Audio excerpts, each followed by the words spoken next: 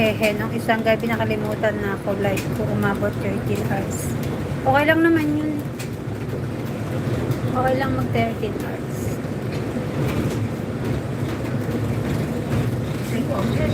Ako nga nakakailang beses ng laging overtime.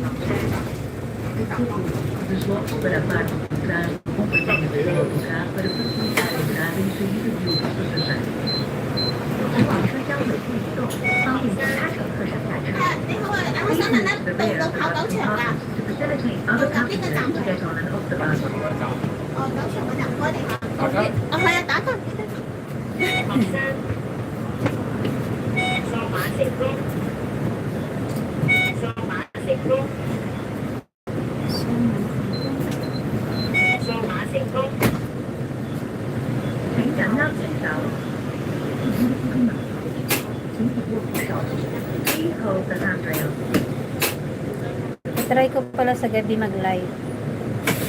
Nakakita yung mga ilaw.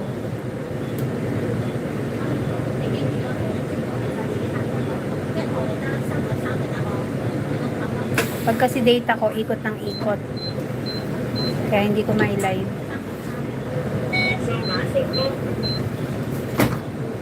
Mas okay yung wifi.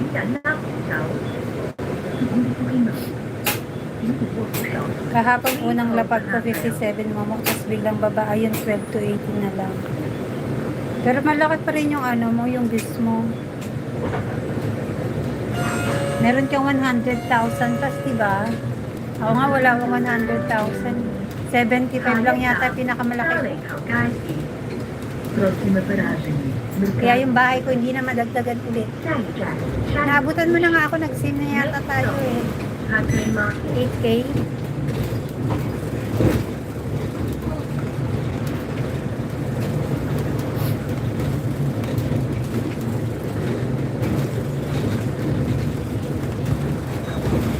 Hindi kasi ako nagluluto ng isda.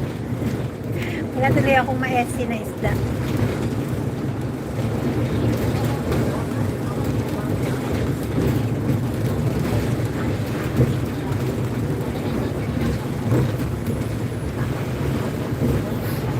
Bus stop na lang, bababa na ako, mag-e-end na ako at wala ng wifi, iikot siya. Dami kong highlights, 4. Hindi makapag-upload highlights na lang. 214k ko, ayun 200. Oo nga, 200 yata yung nakita ko kagabi. Pangit yun, steady. Alin si isang pangit.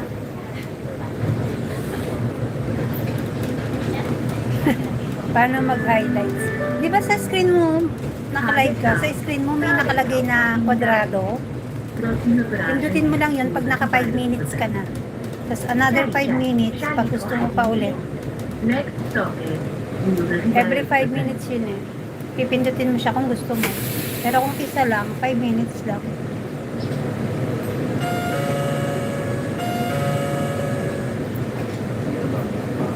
Pangit yun, steady tao. Kaya nga, pangit nga pagka steady lang.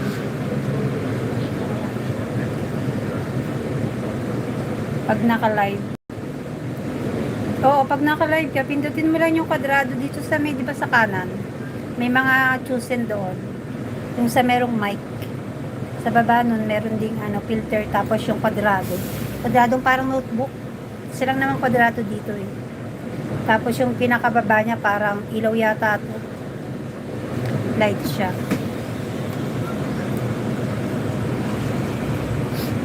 Bakit kasi mag-highlights pag naka-steady lang yung yung camera mo, tapos i-highlights mo.